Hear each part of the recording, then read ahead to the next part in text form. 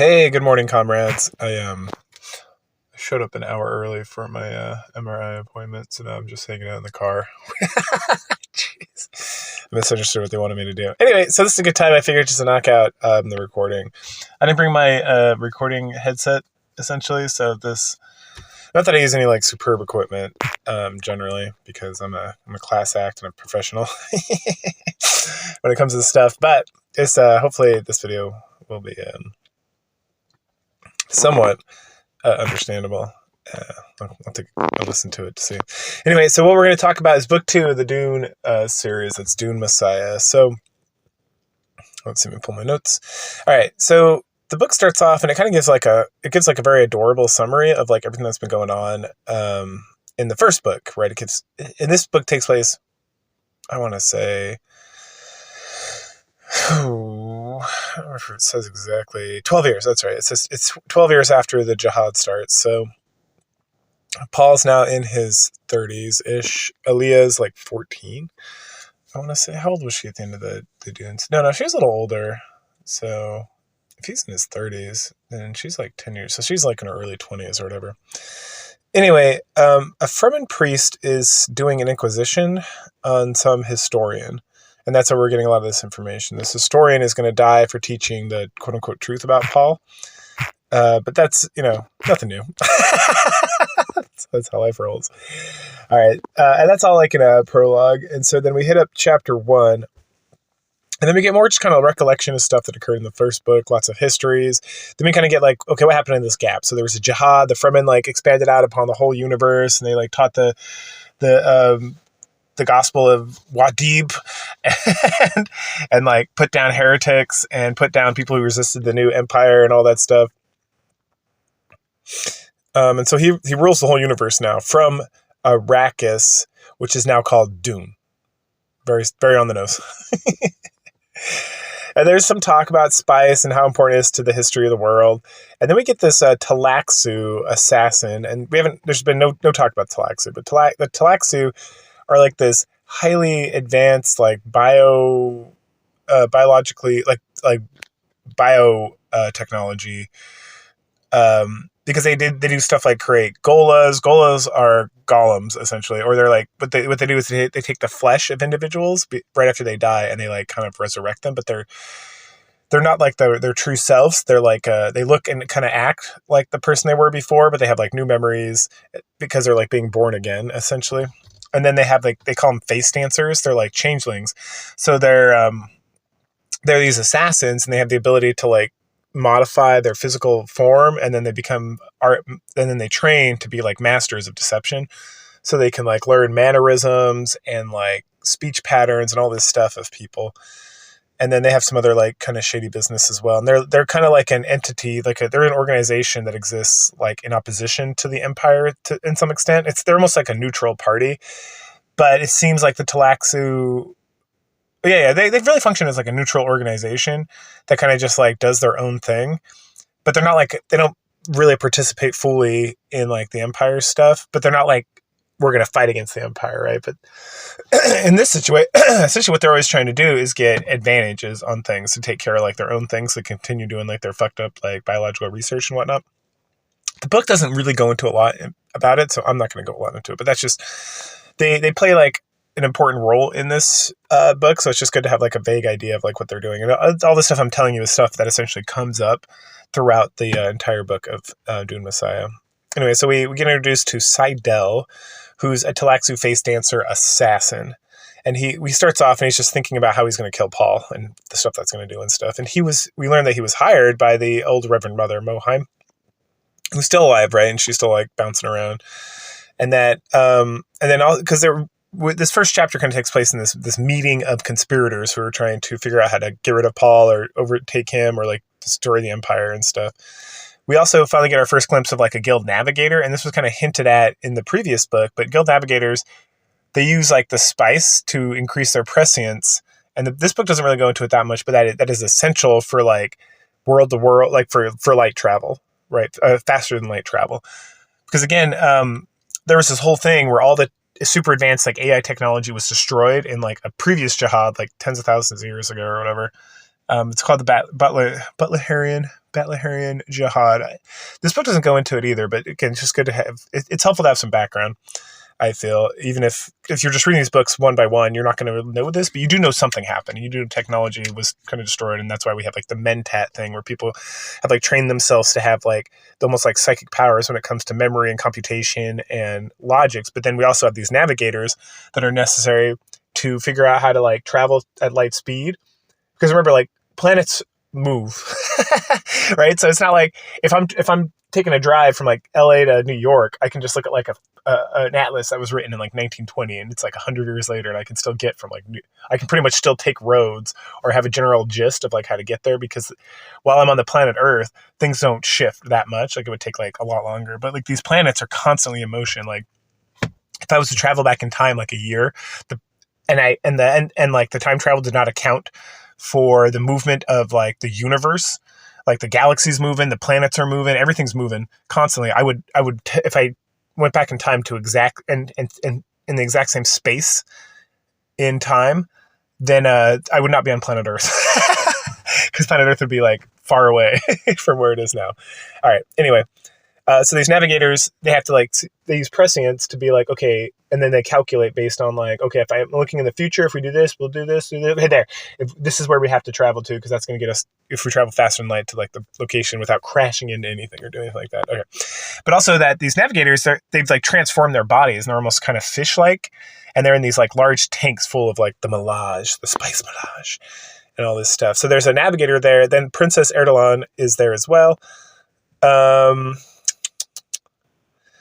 They want to. Okay, yeah. So then there's like talk. They're talking about using like psychic poison to kill Paul.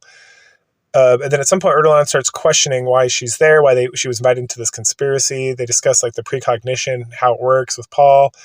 And then we get kind of like a reemphasis, and Paul kind of mentioned this before, is that like precogs can't see other precogs or people that have like prescient abilities. So that's why Paul in the first book couldn't see Fenring, right? Because Fenring is like, he was like a failed Kisat Satarak, so like he had some of that precognition like built in, even if he wasn't like, that's why it made him such a good assassin as well. That's why he wasn't able to see him, because on some level, like he could kind of like see the future as well. And because two people can see the future, they can both affect the future, so that the future is not as set in these like perceptions of like how they see the future. It's a very interesting way to like deal with like prescience and like future sight and whatnot. And then we move on to like Erdogan really wants to be the mother of like the empire, right? So she really wants to have children with Paul. And then we learn later also that she's actually developed feelings for Paul as well, but she's like trying to Bene Gesserit her way through that without having feelings or whatever. And that she's been administering contraceptives to Chani this whole time so that she can't have kids, because you already know Chani is like childbearing capabilities, because she had Leto, the second, who was killed. We never met the kid, but he was killed in like the whole overthrow of the previous emperor. And we find that the whole reason she's here, the whole reason she wants to be involved in this, is not that she wants to kill Paul, it's that she wants to have Paul's babies and carry forth the legacy and like the genes on the Bene Gesserit side, but also as a woman, she wants to like be the mother of like, what does she call it? The legacy of leaders. Yeah. Okay. Anyway, so they move back to like killing Paul. And we learn that Jessica is on Caladan, chilling out, and she like never comes up again. Like Jessica's not in this book like at all. She's just like in Caladan. So there's like her and Aaliyah communicate via letter like at one point. But now Aaliyah is kind of like the main woman in the book outside of Chani, and that they talk about how like part of the Bene Gesserit thing is they want to keep the genes, the Atreides, and the Harkonnen genes, which Harkonnens got totally destroyed. But that Paul and Aaliyah have the Harkonnen genes because of Jessica's line. And so that even if they kill Paul, because someone's like, well, what do you want to kill Paul, Mohaim? What about the genes? And she's like, well, we still got Aaliyah, right? And then Mohaim, I don't know if it's here or later on, she kind of like, she's like, oh, if I could get Paul and Aaliyah to have a child, that'd be even better. Like, Bene Gesserits are fucked up. To be fair, though, this is like a warrior society. Like Dune, these leaders it's like a warrior-based society with like aristocracies and like kings and emperors and stuff. And if you go back in time, it's like, yeah, I mean, these people are like fucking their cousins and like siblings like all the time, like, you know, to maintain like these righteous bloodlines. And part of this whole thing with Frank Herbert, who writes these books, is that it's commentary on like these societies and like how these structures became powerful and what drives them and whatnot, how corrupt they are. Um, and then they discuss Duncan Idaho, and they talk about how he can be the one who can kill Paul. And they're like, well, Duncan Idaho's dead. And it's like the Talaxu's the guy, like Seidel, is like, yeah, but we turned him into a Gola, so we can give the Gola to Paul, and then, you know, we can give him like commands or compulsions, then he can be the one who can who can kill Paul. And then they're like, oh, what's his name now? And his name's Hate. So Hate is the Duncan Idaho Gola, which is a very important thing because that's like a key point of this whole thing. And then at some point, the Talaxu guy starts talking about how like they at some point had a Kisak Sadarek and that the guy killed himself. And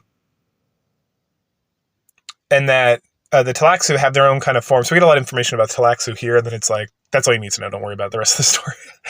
But that the Talaxu have their own kind of like Bene Gesserit style of like genetic modification. Like it's not through like fucking and like lineages and stuff. But they do like their whole thing is like genetic manipulation, bioresearch, stuff like that. And that the Talaxu, even though they're like kind of like, they love assassinating people and they love all these tricks and games and like pulling one over on people, that part of their like moral code, which is excellent that this is included, is that they always allow their targets a way out. Like they never create a scenario where it's like strategically there's no matter what this person does, they're fucked. Like they purposely build in like, okay, well, there's, at the end of the day, someone has an option to like be able to escape through this if they make like the right choices or if they make a certain specific choice.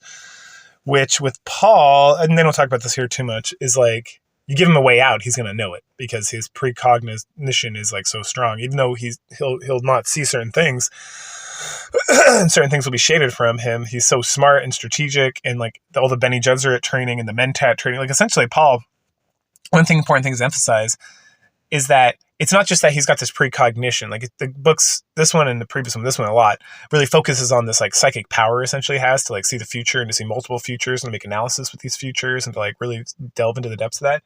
But also he has this like witchcraft training, and it's like the voice and stuff. And it's not quite the Force from Star Wars, and it's not quite magic, but there's like a certain kind of like psychic energy that like exists in the world of Dune that doesn't, it's almost like you have like high fantasy, low fantasy, and sword and sorcery, where it's like there's different levels essentially in these like fantasy genres to like how powerful the magic is, or like the dragons and stuff. So if you have like Game of Thrones versus like Dragonlance versus Lord of the Rings versus Wheel of Time, like each one of these has like the magic has a different amount of like component of like existence within the world and effect, right?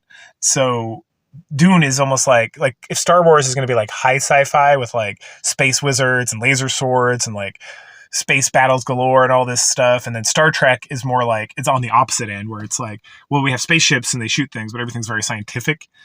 Dune is kind of in the middle where there is like psychic powers, like there's like a force existence, like a space magic essentially, but it's like more rare, but people do have access to it because that's the thing that comes up here as well, as we learn in a little bit, that there's like this Dune Taro, and that normal people who have like a tiny bit of like prescience or precognition because of the use of the spice and like other things, that they're able to use the Taro to kind of like see a little bit in the future, and that becomes an issue for Paul and Aaliyah and other people because it like clouds the general precognition capabilities, because now people are kind of seeing a little bit into the future, and so then when they're trying to target in on certain people or certain scenarios, it's like, well, now we can't get access to this information because these people are like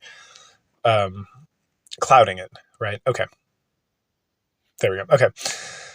So then we flip over to Paul, and Paul's like reflecting on the last 12 years on the jihad, how things have changed, all about his life, about the things that have been going on in his life.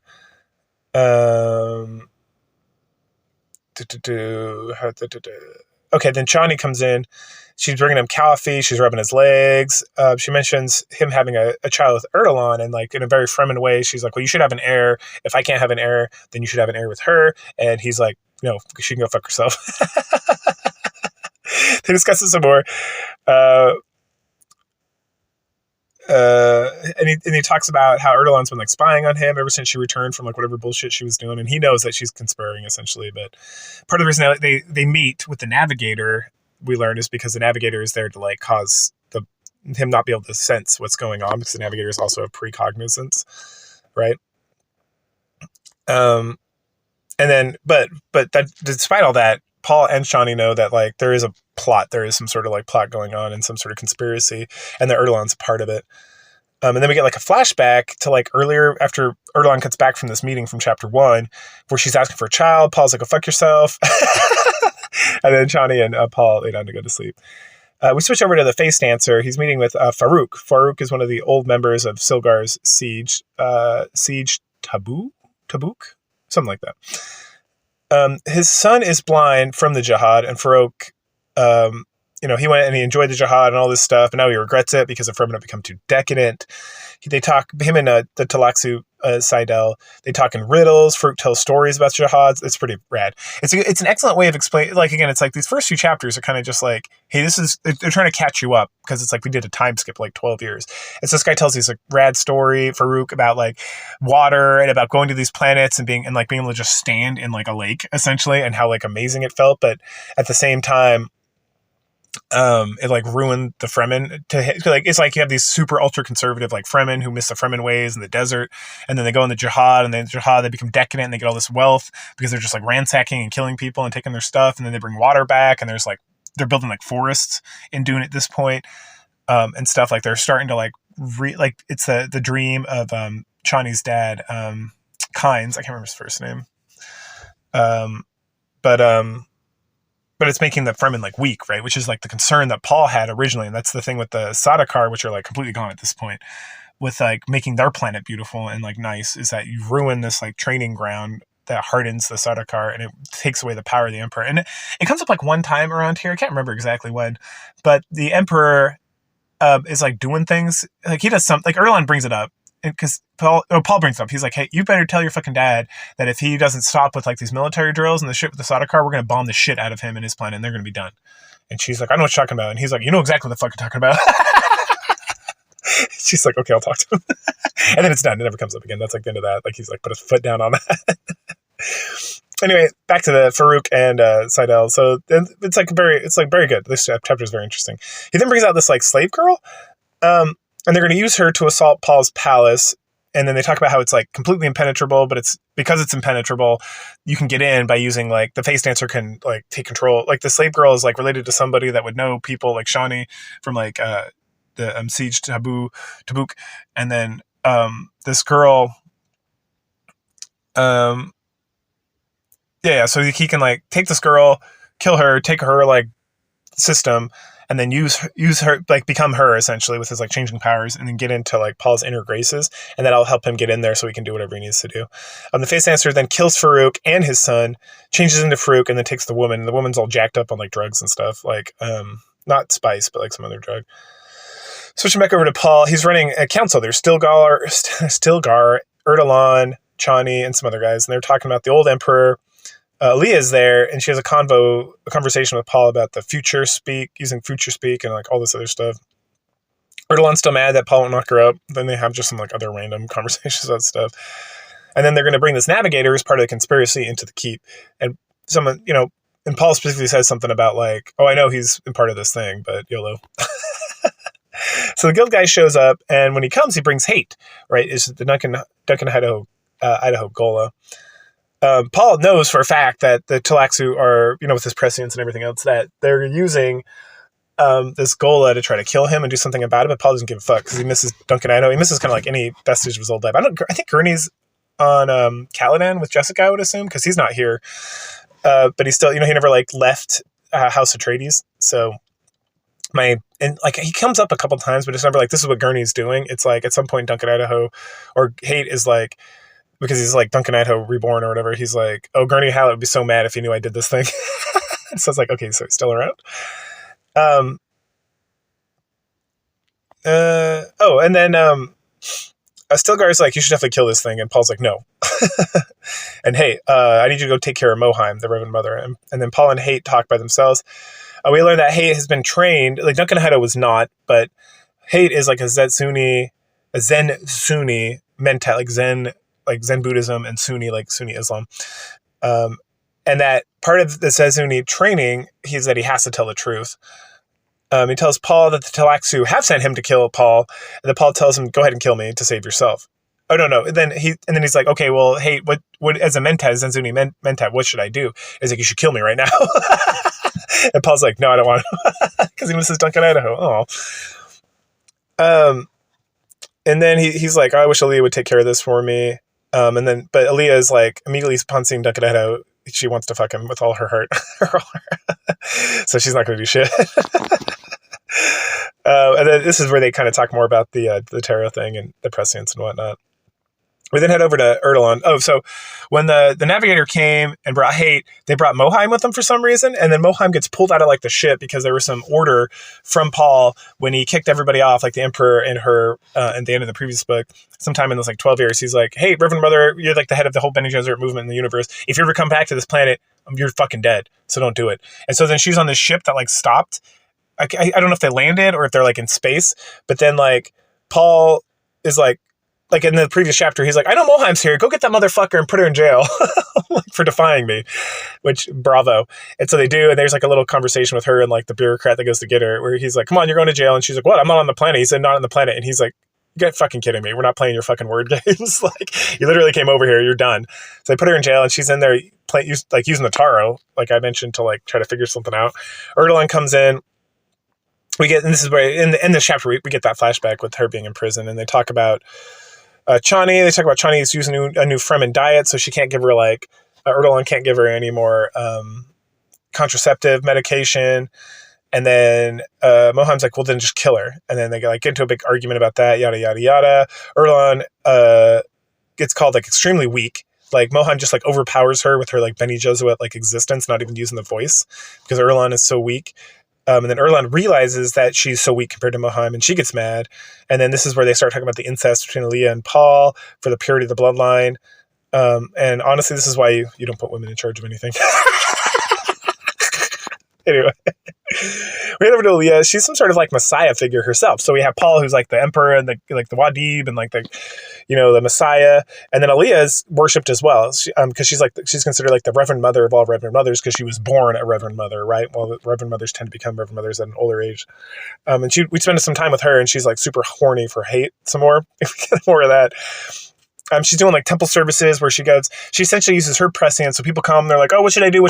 Like, it's one of those things from like a king, right? Or an emperor. And like people come to like solicit like goodwill and like a good luck or whatever. It's like, oh, you know, the great Aaliyah, the Reverend Mother of Reverend Mothers, should I plant like soybeans or like regular beans here? And then she uses prescience and is like soybeans. And they're like, oh, praise. So she does that every day. And then she's like tired of that shit. So she goes and takes a bath. And then she gets out and she's like, I need to practice with the sword or sword fighting or knife fighting or whatever. So she starts doing that, and she's got this thing. And there's this device apparently, and it can have it like, it's like a simulated fighter, and she has it up to like a level 11 or 12 or something really high. And she's doing it naked because she just like, it's horny and doesn't want to put clothes on and whatnot because she's like a teenager still, I think. She's either like young 20s or like late teens. And then Paul and Hate walk in and see her naked fighting, and they cut it off. And then Paul's like slightly aroused because she's supposed to be like very beautiful, right? And he's like, stop fighting naked. Oh no, Stilgar, sorry, not Hate. Stilgar and Paul come in, and the Stilgar gets angry and is like, you need a mate. And Paul's like, yeah, she does. And then she gets like super teenage girl at him and is like, you don't tell me what to do. and Paul's like, put some fucking clothes on. Anyway, we also learned that this like fighting thing she was doing, Paul did the same thing where he like kept amping it up, and Gurney Halleck caught him, and it was like she's done more. So she's like, at this point, it's kind of implied that she's a better fighter than him even, and we kind of get this right because she was born with all these powers. And this sets up for like the next book, to be completely honest, is that because she was born with all this and all this Bene Gesserit training and all this crap and the precognition and all the genetic stuff, that she's superior to Paul in a lot of ways when it comes to like his abilities and the stuff. Because it's not like Paul's been developing this stuff and learning the precog stuff and taking spice like in his teenage years, while Aaliyah was like born this way. So she's had like 10 more years of like training and experience with like all this stuff, plus like all the genetic memories that kind of give her an edge as well. Oh, then they discuss Erdogan and how Erdogan is trying to do this trap, the Spacing Guild and all this stuff. And then there's been like, and part of when they were talking about back in chapter 1, they were talking about setting up Paul and destroying the Empire. They were talking about grabbing a spice worm, or not spice worm, like a sandworm, and taking it to a different planet and trying to get that to grow so they don't have to rely on the spice melange, which gives like the Emperor, like gives Paul a lot of his power. And they're like, oh yeah, we think a worm was stolen, but Paul's like, don't worry, that's not going to work. Whatever they're doing, like they can take it over there, so we're just going to let them be, and like that, they're not going to get the spice like they want, so it doesn't matter. And even though they're going to get the worm, or they already got the worm, that they can kind of locate where it's at, and if anything comes about it, they can make that stop.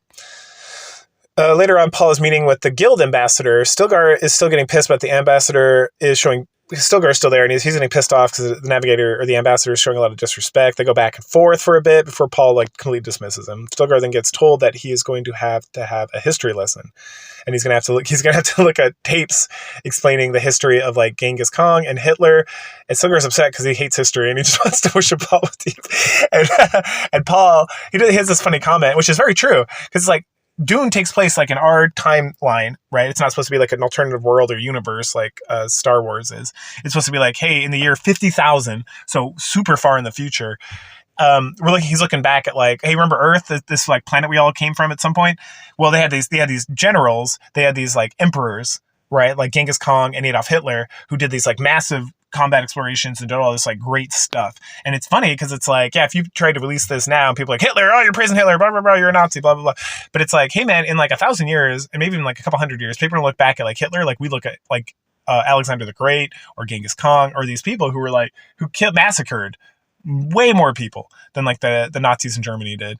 And we're gonna just be like, oh, look at this guy who did this thing. That's funny. Like he was pretty successful until like this thing happened, or like what, like, you know, it's like, as time goes on, like these things become less and less of a big deal, right? And honestly, at this juncture, it's like, yeah, these things are all horrible. Like, right, I'm not trying to miss any of this stuff, but the thing I like about this is that he purposely uses Hitler because Hitler's more, especially for him, right? Because this book was written like in the 70s, I think, so like 50 years ago.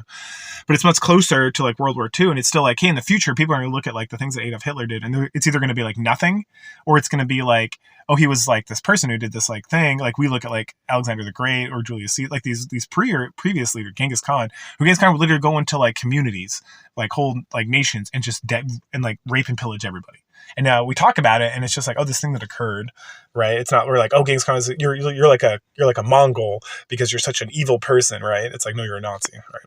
But in the future, it's going to be like, no one's going to care. Like even if you look at a lot of parts of the world outside of like America and like a few countries in the West, and they look at the Nazi, like the National Socialists in Germany and Hitler, it's just like a thing that occurred. Like it's not this like big ordeal because it's not that big of a deal. Just like we look at like the rape and pillage of like Korea and China by the Japanese as like, what are they so concerned about? Why are they so mad? Right? Because it didn't happen. You know, it's like people are very selective in how they like to remember and like get stuck on things. So the Sardaukar do come up. I apologize. I'm reading this here. So with Moheim and this whole order with the navigator, when they showed up, there was some Sardaukar that came in, and then they snuck in with the guild. And so Stilgar is like, hey, be quiet, but go fucking kill all these guys. And so they do. And I think that is the last time the Sardaukar come up here. We move back over to Aaliyah and Haight, and they're examining a woman's body out in the desert. And this is the woman that Seidel. Yeah, Seidel, he's like taking possession of her like face. You know, he's face dancing as her. So it's a woman he took from Farouk, and they're out there and they're like, oh, I recognize her. Like Haight doesn't, but Aaliyah does, because they were all in like siege Tabar together, or Tabuk, or whatever it is. I think it's Tabar. At that point, after they see the body, like, oh, she's like, I better tell Paul about this because it's going to be a thing, blah, blah, blah, blah, blah. And they get into a discussion about Haight, about is he nuke in Idaho? Is he dangerous? And at some point he kisses her because they both talk about how she wants it. And then she like pouts because she's like a teenage girl. So Paul, we're going back over to Paul a little bit later. He's upping his spice intakes. He's trying to overcome the fog of the taro. And he starts seeing some crazy stuff, like the moon falling and stuff. And he calls out to Duncan, Idaho. And then, and he tells Duncan, like, my prescience isn't helping me here. Like, I don't know what to do. And he's losing it and stuff. Later, Reverend Mother Moheim gets brought to Paul, and he's got to deal with her. He's like, hey, you leave Shawnee alone, and I'll give seed to Erdogan. Not sex, though. Artificial insemination. And Reverend Mother's like, how dare you pass the seed without having sex? She's like, you know what? What do we really want? Bene Gesserit, what do we want? We just want to we want the bloodline. We don't care about this shit. So if he's willing to like artificially inseminate Erdogan, then we get to keep like the Harkonnen and the Atreides genes going on, and they get a mix with like the Emperor's gene line. God, I can't remember what his name is off the top of my head. And so that works. That's fine. That's what she wants. That's really what she wants. She's like, okay, let me talk about this. And then And then Moheim's like, well, is this really how you want to have like your child that's going to rule the emperor by artificially inseminating like your wife? And he's like, au contraire, we figured out your fucking scheme, and Chani's pregnant, so go fuck yourselves. And we're going to go down to the siege Tabor, and she's going to give birth there. And then Moheim's like, all right, fine. We just want the seed. Just give us the seed by Erlon and we'll leave you the fuck alone. Leave Chani alone. And he's like, all right, deal. I'll make it happen. And then Aaliyah at some point in this chapter, it's like chapter 11, sees like there's destruction in siege Tabor. And then she's like thinking about like, what is Paul up to? Like she knows she's not getting all the full information and whatnot. Later on, we get a scene with the Talaxu. Seidel is meeting with the Navigator, and they have lots of concerns, of course. So the Bene Gesserits are kind of like, we're out of the conspiracy. We want to do this other thing. Erlon's kind of out of it too. And then Talaxu talks to the Navigator about like, hey, the jihad's like, stopping Paul is not going to stop the jihad. The jihad has like gone way past Paul at this point. There's Aliyah, and it's just like this thing's been going on long enough that it's Paul, the existence of Paul and like his name and like his existence has like taken on like its own experience, which is something that Paul saw was going to happen at some point. And Dune, he talks about this. Remember from when I talked about this book last week, Dune, the Dune book, is that like at some point in his like moving forward and seeing the future, he's like, you can't stop the jihad now. It's happening. Like if I die now, it's still going to happen. Like there's nothing that's going to stop it. And the Navigator gets much more concerned about Leah, and Talaxu, him and Seidel could talk about like, yeah, Leah is like a much more like interesting figure here. And then Talaxu like makes fun of him and is like, yeah, their ability to precog to like prescience, it makes you guys look like bitches. Like these two are like working. They're like, their ability to see the future and make plans and do plans on plans is like none of these people, like the Talaxu thinks they're fine, but he's also wrong. But the Navigator, the guild is like, there's no way they can keep up with what's going on. And that it's like killing Paul is not even like an important thing at this point. And then they talk about like, well, what we got to do is kill Chani. Because if they kill Chani, there's like, then they can have more control over Paul because that's something he cares about and something he might not be able to account for. Later on, Paul is training with Hate. Chani comes in. She's been eating a lot because she's like sick from like the pregnancy, and it's like really eating away at her. And we start getting mentioned that like the pregnancy is going super fast, like faster than it should, and that she's like exhausted from this. And Paul at this point is like thinking in his head, it's like we start to get the idea that Paul knows that this pregnancy is going to kill her, and there's nothing he can do about it. And he's like sad about it, but it's like we also start around this time start getting this like beyond the jihad, beyond all this time, like he can't stop these children from being born. Like he could stop these children from being born like right now, but if he does, it's going to have far-reaching consequences that go far beyond like even their lifespan, right? And this starts becoming like there's like 6 books in the series. This is book 2, right? So this series starts dealing with some of these like far-off consequences that Paul's already seeing and setting up for the future, because he's like, if I allow things to continue the way they are, we're all fucked. So I have to like sacrifice some of my own happiness and things. And he doesn't. This isn't very specific, but as you go through this book, you start to see that Paul is setting things up despite what he wants, because he knows that there's like a future that needs to be like protected. And there's only one way to get there. And this is beyond anything that's going on right here. At this point, Chani's like, did you know Erdogan was giving me contraceptives? I want her dead. And Paul's like, no, leave her alone.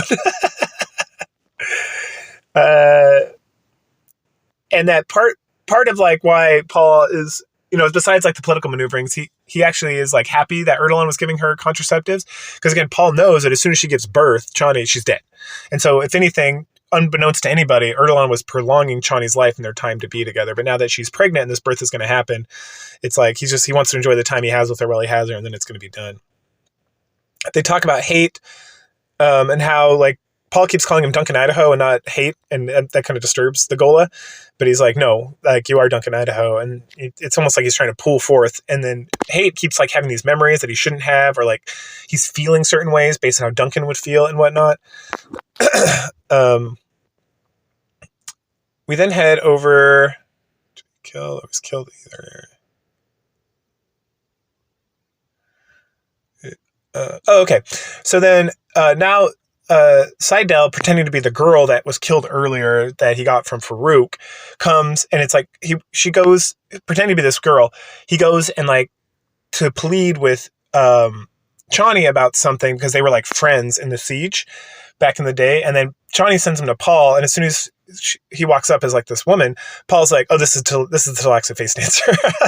And he's trying to set up this trap, and Paul is going to like, he's going to play along with it sort of. So they go back and forth about like, oh, hey, you have to go see my dad. He's over here. He needs help with this thing. And then Paul's like something. And then the Talaxu face dancer pretending to be this girl, utilizes like some Fremen bullshit to get like, well, you owe us honor or something. You have to help with this thing. And Paul's like, oh, I'm going to do it. I'm just not going to do it the way you want me to do. And then they get concerned. Like the face dancer's like, this is not how this is supposed to be going. And so eventually Paul's like, I'm going to go by myself. You're going to stay here with, and then the Talaxu really wants Chani to go. And then Paul's like, no, shut the fuck up. So then we get a scene of Paul's like sneaking around. He's trying to go to this guy now, right? To do this thing. And Paul's like sneaking around with this other gentleman. He's like pretending to not be himself so we can kind of see the people. And they walk by the temple where Leah is doing her like forecasting and stuff. He meets up with the guide, watches her work. And then he just kind of like, it's just like, it's nice to see like from the Fremen perspective, how they view Aaliyah. And it's like very grandiose and like majestic. And like, she's a goddess essentially. Eventually Paul gets taken to the suburb and the guide like pieces out. And then Paul's like, all right, well, here we go. This is going to suck, but let's do this. And he keeps hinting at this like betrayal. He knocks on the door and this dwarf opens the door. Like this dwarf opens up. And then Paul's like, oh, I've never seen this dwarf before. Like I've seen this whole vision. I know exactly what's going to happen, but this dwarf I've never seen. So that's interesting. But everything else is going is according to like how he's seen things and how he wants things to go. So he heads in there and he meets his old friend from like the siege days who's dying. And then him and his wife tell Paul of like all the Fremen conspiracies, that there's a house down the street where all the Fremen conspirators are all hanging out, and that he wants him to take Bajez, the dwarf, with him. That Bajez also has like some prescience, but he speaks in riddles, and that he's some sort of Talaxu experiment. They chat for a bit, and Bajez keeps being like, we gotta go. I sense something. And that he's taking Bajez because Bajez knows the conspirators and he's going to help him like pick there's this house down the street that they're going to kill everybody. But then they're also going to be able to like pick out the other Fremen who are conspiring against Paul because Bajez knows the information. As they're leaving the home, Bajez gets handed off to Stilgar and Paul's like, get the fuck out of here as fast as you can. And then Paul's and his troops, they head over to the conspirators' house to take care of that. And then a stone burner gets launched at the house with the old man he just came from. And these stone burners are atomics.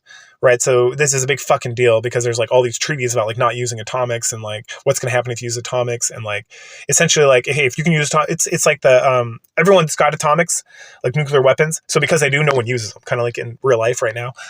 But someone did use them. So it's like if someone used them, then it's like everyone in the whole world's going to like turn their eye over to like this country and like destroy it because it's like, hey, you can't be trusted with these things. Like, fuck you. Like the reason we have these things is so that no one uses them. So if you're using them, like, go fuck yourself. Like you're done.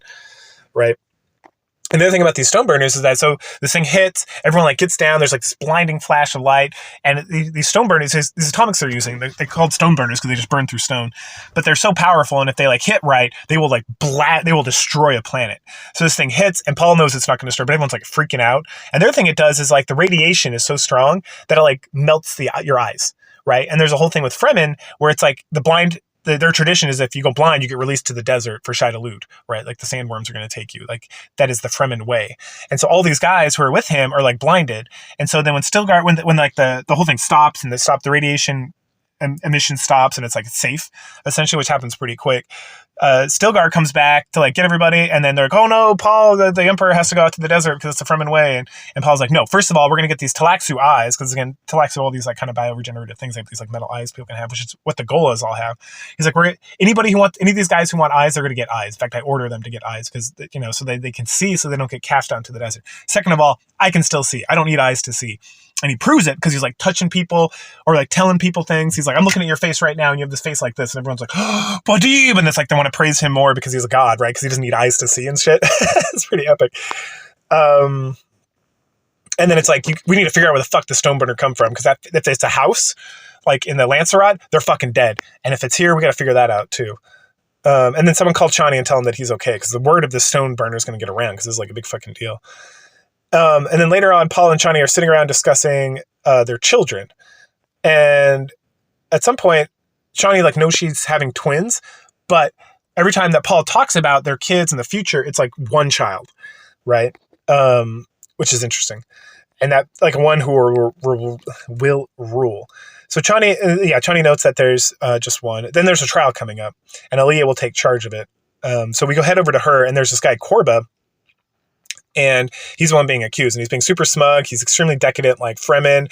Aaliyah's looking at a letter from Jessica before this trial like actually starts, and Jessica's talking about how like religion and law cannot coexist. That law will eventually take over. So like the Fremen are extremely religious people, but as time goes on, and the decadence gets, and this is like facts, right? That like people will become more and more enamored with like the warrior class, the theocratic class will be overtaken by like the bureaucratic class, right? Which is like how we live in America right now, because people become so, the law will become like their new god. So instead of relying on like faith and like trusting in like the singular figure, they're going to be like, well, the law says this, like the rule of law, right? Becomes, and that's how like modern societies have come. So it's very like, it's a very good kind of like discussion by Jessica to Aaliyah about how like modern society, like our modern society works, but also how like the Fremen are slowly becoming like weaker because they're relying on these bureaucrats and they stop being like this warrior theocratic class. So Aaliyah goes to start the trial. Corbett continues to be super arrogant. Then Paul comes in and it shuts him the fuck up and is like, listen up. Fremen law states that the accused must be able to face their accuser, and Stilgar recites Fremen law to defend Korba, which is good because it's like a feint, right? And then so they're about to take, so they're like, all right, Korba, you're gonna go, and it's like, okay, we won't execute you right here because there's no one to like accuse you because the person who's gonna accuse you like is dead, but so we're gonna put you in safe holding so we figure out what to do, and then we're gonna give you Stilgar, who's gonna be like your public defender. And then Korba's like, wait, Stilgar? And Stilgar looks over at Paul and gives him like a wink, and it's like, that motherfucker's dead.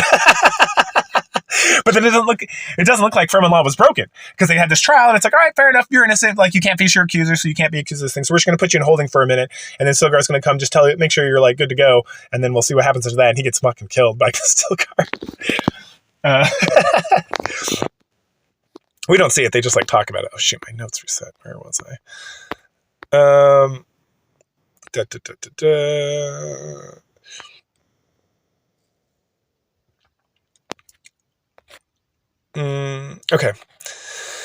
So with that finished, Aaliyah goes to her like daily supplications and whatnot, and then Paul leaves with Chani, and Aaliyah and Stilgar speak for a little bit, and Stilgar's like, I will disobey Paul in certain situations, which he talks about doing later.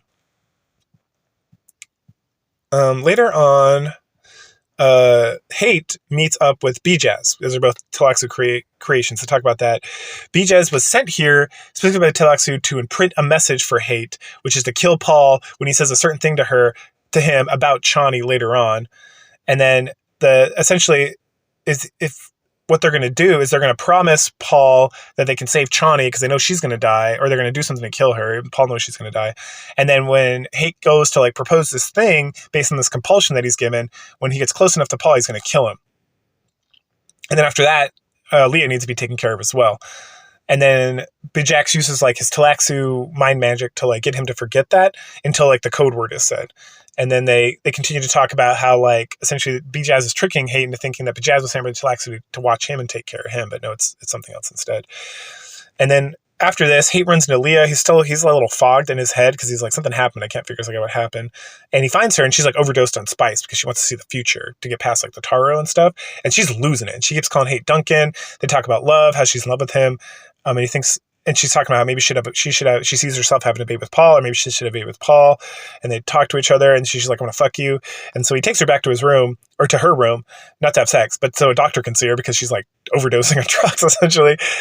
And then the doctor begrudgingly he's like, this is improper. You can't be here with her. He's like, no, I'm going to stay with her. It's fine. Just get the fuck out of here. And eventually the doctor leaves, and the doctor's like, this is very improper. We're very conservative from it. And then at some point before she kind of passes out, and she's okay, but passes out from being like overdosed and kind of tired and stuff. She talks. She's like, I know that my future child, she has like a vision that her future child would be born the same way she was born, with like all the prescient information and everything. And that kind of like scares her, or makes her happy or something. We then later on, Paul and Chani are heading out to the desert with like this whole contingent of people. So that they're going back to Siege Tabor so she can give birth to the kids. So they brought all these assholes like Erdogan, Moheim, whatever.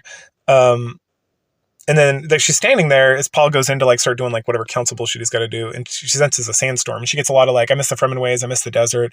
This is my home. This feels like home, something. Hate is there to like watch out for her. And she's like, I know something is up. Paul's very concerned about her. And then but he's not concerned about the children at all, right? So, and obviously she understands Paul sees the future and stuff. At that point, she starts having labor pains, and so Hate calls Hera, who's now Stilgar's wife, and the medics, and she's taken away. And so then Hate's standing there alone, and he's like, something definitely is off. And so he starts using his like mentat magic power, and he discovers the compulsion that Bijaz implanted him. He finally figures it out. A little bit later, Paul is outside with Hate, and they're like, he's thinking and like staring off into the desert and stuff, and he's preparing himself for Chani's death because he knows that she's going to die soon. Hate and him start discussing how he's actually Duncan Idaho, and if he's remembering things and feeling things only Duncan could have known and whatnot. And then Hate at that point reveals the compulsion of Bijaz, and Paul's like, yeah, no, don't worry about it. And then Paul hears his name, his like Fremen name, Usul, from the desert, and at that point he knows that Chani's dead. And then at that point a bunch of people come out, and Paul says the trigger word to Duncan, and Duncan, or to Hate, and he like pulls out his knife like he's going to kill Paul like he was, compelled to do, but then Duncan like takes over completely. Like the soul of Duncan takes over Hate completely. Now he's like fully transformed into Duncan Idaho. And so he puts the knife away. And so he's become Duncan Idaho in totality. Like he is now Duncan Idaho 100%, not just like the body, but the spirit and everything. And so they head in to see Chani and the children. Paul is shocked that there's twins. He's like, I only saw the girl. Like, who is this boy? And then his vision like completely goes away. So this whole point says is for now he's been using prescience to see everything as it's occurring. So that he can, it appears as if he can still see her. But at this point he's like completely blind.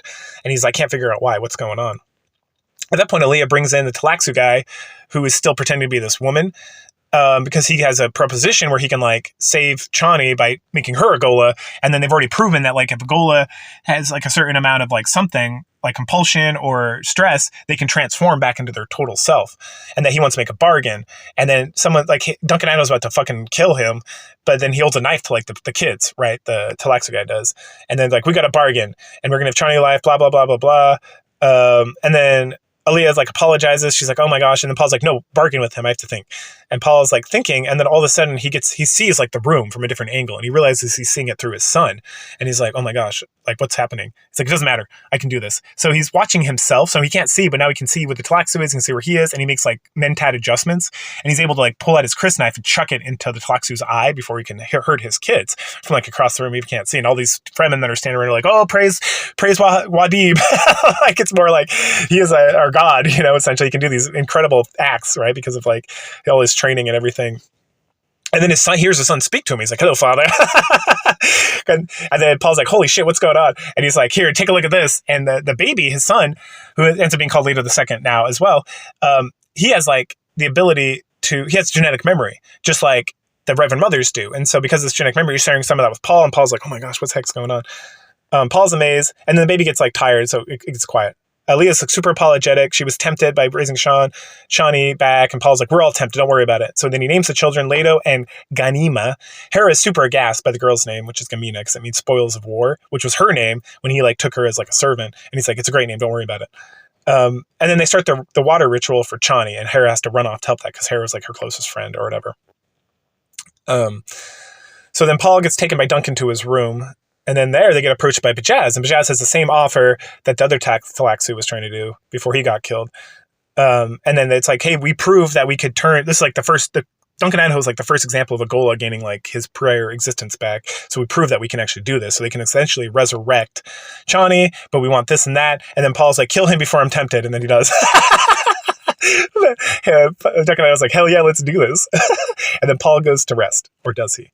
Because the final chapter starts with Duncan Idaho staring out into the desert. And then once Duncan left Paul to rest, Paul set things in order for his family and his kids, and then he wandered out into the desert. Because if you remember, I mentioned that the Fremen way is that the blind will go to the desert and be done. They're out of the tribe because they can't support. And so that's like their old thing. So he does that. And essentially by doing this, he sets into stone that he is a Fremen, and the Fremen will be loyal to him and his household forever, because he's like Jesus Christ. Like he sacrificed himself for the Fremen. He did everything he could to like bring them water, to make them powerful. And then he lived as a Fremen, and he died as a Fremen. And so there's like no question that he is not like a Fremen. And it's a very powerful thing. And Stilgar, like, hey, Duncan Idaho's like standing outside thinking about it. And this is where he thinks about Gurney Halleck's going to kill him. And then Stilgar comes out and he says like he has the eternal loyalty of the Fremen people like forever. His family protected. Aaliyah is going, but hey, bro, you got to go talk to Aaliyah. She's going nuts. Like she's super pissed off, and then she's having like all sorts of like feelings and going back and forth and like throwing things and screaming at people. And then she ordered the death of all the conspirators, including Moheim, which Paul said specifically, do not kill Moheim. And then Duncan's like, did you kill her? And Silgar's like, yeah, fuck her. He's like, I will gladly disobey Paul on this. He's like, hey, bro, you didn't go fuck Aaliyah, though. Calm her down. Like, he keeps saying, like, you should go deal with Aaliyah. And then he's like, and then the book is literally like, with an embarrassed look. And it's like, oh, he wants him to go fuck her. Like, heavily implied that's what he wants. And that's what needs to happen. Duncan gets a little foresight at this point, but then it gets overwhelmed because Aaliyah comes out and she's super pissed at Paul, everything that's going on. He chose to save the universe instead of himself. Like, she recognizes that he made this choice that I mentioned earlier, where it's like he's sacrificing everything to like protect the future, and that he should have just lived for himself and like fuck the future. So Duncan comforts her. They talk about Erlon. Erlon is like, she's also broke down because Erlon, with Paul being gone, she realized that she was in love with Paul this whole time, and that she has sworn that she's going to help raise Paul's children, teach them Bene Gesserit ways. She's like done with the fucking Bene Gesserit order completely. And Duncan's like, can you trust her? And Leah's like, that's the most frustrating thing. I looked at her, I looked at the future. She is 100% trustworthy at this point. Like, she's 100% on our side. And it's like, goddamn bitches, man. Oh, jeez. Oh, they're so crazy. Duncan is like, for real? And he's like, all right, let's go. Fuck. Or she's like, let's go. I need to get laid. And he's like, all right, let's do this. And then at that point, we get this epilogue, and epilogue's just like this poem, and that wraps up Dune Messiah. So excellent book, great follow-up, and I really enjoyed it. I'm looking forward to Children of Dune, which is the next one. So go ahead, like, share, subscribe, comment, and I'll catch you guys later. Bye.